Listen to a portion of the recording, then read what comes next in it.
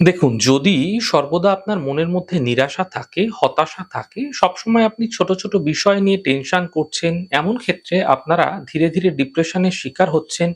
মনের মধ্যে বিভিন্ন নেগেটিভ জিনিসগুলি সহজভাবেই আসতে থাকে আপনার। এমন ক্ষেত্রে আপনারা কি করবেন? প্রত্যেকদিন সকালে সূর্য উদয়ের ৪৮ মিনিট সময়কালের মধ্যে আপনারা তামার ঘটি করে জল নিয়ে নিন এবং ভগবান সূর্যদেবকে জল অর্ঘ্য দিন। প্রত্যেকদিন এমনটি করুন। সর্বদা মনে ঈশ্বরের নাম জপ করতে থাকবেন। যখনই সময় পাবেন, যখনই কাজকর্মের ফাঁকে আপনারা সময় পাচ্ছেন, সেই সময়কালে ঈশ্বরের নাম মনে, মনে জপ করুন।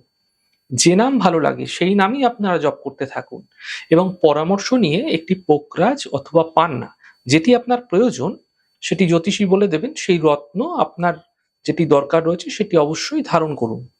এতে আপনার মনের মধ্যে যে সর্বদা নিরাশা থাকছে, হতাশা থাকছে, সবসময় আপনি ছোট, ছোট বিষয় নিয়ে টেনশন করছেন, এগুলি দূর হতে দেখতে পাবেন।